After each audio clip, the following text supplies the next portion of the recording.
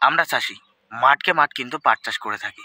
এই পাট চাষের ক্ষেত্রে আমরা যে সমস্ত তথ্য বা ইনফরমেশান দেব 100% রিয়েল এবং সঠিক। তাই আমাদের থেকে আপনি যে সমস্ত তথ্য পাবেন আপনি এই তথ্যের মাধ্যমে ঠকবেন না। দেখতে পাচ্ছেন আমাদের পাটের চারাগুলি বর্তমানে বেরিয়ে গেছে। এই পাট চাষের ক্ষেত্রে পাট বপনের সময় বা রোপণের সময় বা বননের সময় কোন রাসায়নিক সারগুলি ব্যবহার করতে হয়, কোন রাসায়নিক সার ব্যবহার করে আপনি পাটকে অধিক হারে উচ্চ ফলন পাবেন, পাটের অধিক হারে আঁশ পাবেন এবং পাট হবে স্বাস্থ্যবান। হ্যাঁ বন্ধু, তাই অন্য বছরের তুলনায় এই বছর যদি আমার কথা মেনে এই রাসায়নিক সারগুলি ব্যবহার করতে পারেন, আপনার পাট এক একটা দুটো আঙুলের সমান মোটা এবং অতিরিক্ত হারে হাইট হবে, প্রচুর ছালযুক্ত হবে। তাই কোন রাসায়নিক সার কীভাবে ব্যবহার করতে হবে চলে এই ভিডিওতে এক এক করে জেনে আসি। এই যে আপনারা দেখতে পাচ্ছেন পাট গাছগুলি কিন্তু ধীরে ধীরে বড় হচ্ছে বা বেড়ে উঠছে, যা আপনারা নিজের চোখে দেখতে পাচ্ছেন।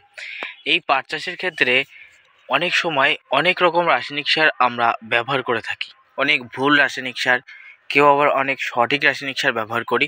এর ফলে আমাদের অনেকের পাটে প্রচুর হারে ছাল বা আঁশ হয়, অনেকের আবার কিন্তু ছাল বা আঁশ একেবারে কিন্তু কম হয়, যা আমরা অধিকাংশ চাষিদের ক্ষেত্রে লক্ষ্য করি। কেউ কেউ পাট চাষের ক্ষেত্রে পাট কিন্তু যথেষ্ট হারে দেখা যায় ব্যাপক হারে আমার আঙুলের থেকেও মোটা, ব্যাপক হারে মোটা হচ্ছে এবং গাছ কিন্তু হাইট হচ্ছে, তার প্রচুর আঁশ হচ্ছে। আর কেউ কেউ পাট চাষ করে আমি দেখেছি নিজের চোখে দেখা, একেবারে সরু সুতোর মতো, ঝ্যাঁটার কাঠির মতো একেবারে চিকন চিকন, যাতে কিন্তু খিস পাট বলে, আমার নিজের এলাকায় খিস পাট বলে, যার কিন্তু বাজারের চাহিদা কম থাকে। তবু কিন্তু পাট ভালো না হওয়ায় তারা কিন্তু সেই পাটই বড় পাট বলে বিক্রি করে দেয়। ঠিক আছে, তাই এমন রাসায়নিক সার বপনের সময় বা বোনার সময় ব্যবহার করতে হবে, যেটা ব্যবহার করলে আপনার পাটে প্রচুর ছাল বা আঁশ হবে এবং পাট হবে একেবারে স্বাস্থ্যবান, প্রচুর হারে স্বাস্থ্যবান এবং যথেষ্ট হারে কিন্তু ছাল বা আঁশ পাবেন। চলুন কোন রাসায়নিক সার বপনের সময় ব্যবহার করতে হয় সেটা জেনে নিই। পাট চাষের ক্ষেত্রে পাটের যখনই আপনি জমি তৈরি করবেন তখন একটা জিনিস খেয়াল রাখবেন, যে রাসায়নিক সার ব্যবহার করবেন না কেন তার সাথে সাথে মিউরেট অফ পটাশ ব্যবহার করবেন, কারণ পাট চাষের ক্ষেত্রে পটাশের গুরুত্ব ভূমিকা অপরিসীম। কারণ এই পটাশ কী করে থাকে, পাটে প্রচুর হারে ছাল বা আঁশ টেনে আনে এবং যা ছাল বা আঁশ গঠন করার ফলে পাটে প্রচুর হারে উচ্চ ফলন হয়। তাই আমার এলাকার চাষি বন্ধুরা তারা পাট চাষের ক্ষেত্রে মিউরেট অফ পটাশ ব্যবহার করে থাকে। যে দানাদার সার ব্যবহার করবে না কেন তার সাথে সাথে কিছু পরিমাণে মিউরেট অফ পটাশ ব্যবহার করতে হবে বা লাল পটাশ ব্যবহার করতে হবে। পাট চাষের ক্ষেত্রে বপনের সময় যে সমস্ত জমিগুলিতে নোনার সমস্যা আছে সেই সমস্ত জমিগুলিতে আপনারা 1 প্যাকেট জিমিউনো ব্যবহার করবেন। হ্যাঁ বন্ধু, জিমিউনো আমি ডিসপ্লেতে ছবি দিয়ে দেবো, অবশ্যই দেখে নেবেন। 1 প্যাকেট জিমিউনো ব্যবহার করবেন। এর ভিতরে রয়েছে জিঙ্ক, রয়েছে সালফেট রয়েছে, এমনকি বোরন রয়েছে, কপার রয়েছে, যা এই পাটকে স্বাস্থ্যবান করতে, গাছের পাতাকে কালো রাখতে সাহায্য করে। ইউরিয়ার পরিবর্তে কিন্তু ওটা ব্যবহার করবেন। ইউরিয়া দেখা যাচ্ছে একটা জমিতে আপনি 10 কেজি দেবেন, আর জিমিউনো ওটার ভিতরে জিঙ্ক, বোরন ফোন এটা সেটা সবই আছে, ও শুধুমাত্র 1 প্যাকেট বা 1 কেজি দিলেই হয়ে যাবে। 5 কাঠাতে 1 কেজি দিলেই যথেষ্ট। তাই আমাদের কিন্তু 1 প্যাকেট জিমিউনো অবশ্যই ব্যবহার করতে হবে। এর সঙ্গে সঙ্গে যারা কিছু পরিমাণে জৈব সার বাড়িতে খোল রয়েছে তারা কিন্তু খোলও ব্যবহার করতে পারেন, বিশেষ করে চাষের ক্ষেত্রে। অর্থাৎ এই চাষের ক্ষেত্রে আপনার জমিতে যদি কম পরিমাণে ঘাস বা আগাছা বার হয় তাহলে চাষের সময় আপনি যত বেশি পরিমাণে রাসায়নিক সার ব্যবহার করতে পারবেন ততই আপনার পাটটা কিন্তু ভালো হবে। আর আপনি কিন্তু চাপানে অল্প পরিমাণে দেবেন, তাতেই কিন্তু কাজ চলে যাবে। তাহলে আমি চাষের ক্ষেত্রে যে কথা বলছিলাম, যে রাসায়নিক সার এবার ব্যবহার করতে হবে, ফার্স্টে জমিতে যদি নোনার সমস্যা থাকে 1 প্যাকেট জিমিউনো দেবেন এবং নোনার সমস্যা যদি নাও থাকে তাও ব্যবহার করবেন। ইহা পাটের উচ্চ ফলন দিতে সাহায্য করবে। তার পরবর্তী আমাদের কিন্তু কী করতে হবে, দানা সারগুলি নিয়ে আসতে হবে। দানা সার হিসেবে আমার এলাকায় RCF এর লাল সুফলা অথবা 10-26 দিয়ে কিন্তু আমরা পাট বপন করি। 14-35 সবজির ক্ষেত্রে ব্যবহার করা হয়, যে সমস্ত গাছগুলিতে ফুল ফল কম আসে সেখানে আমরা 14-35 ব্যবহার করতে পারি। তবে আপনি যদি নিজের এলাকায় 10-26 এবং সুফলা যদি না পেয়ে থাকেন তবে কিন্তু আপনি সেখানে 14-35 ব্যবহার করতে পারেন। তবে এই 14-35 সুফলা 10-26 এর ভিতরেই কিন্তু পটাশ আছে, অন্য সারের ভিতরে পটাশের মাত্রা একেবারে নেই বললেই চলে, একেবারে পার্সেন্টেজ কম। ঠিক আছে, তাই আপনাকে বলবো প্রথম অবস্থায় আমাদের গাছগুলিতে যথেষ্ট হারে একই রকম খাদ্য দেওয়ার জন্য আমরা এখানে RCF-এর পুনঃ পুনঃ লাল সুফলা ব্যবহার করি। আমরা কাঠা প্রতি মিনিমাম 1.5 কেজি ব্যবহার করি। 10 কাঠা জমিতে আমরা কিন্তু 15 কেজি ব্যবহার করে থাকি। এটা কিন্তু আমাদের হিসেব। আপনি কেমন পরিমাণে দেবেন, আপনার পাট ভালো করতে আপনি 2 কেজি পরিমাণও কিন্তু দিতে পারেন।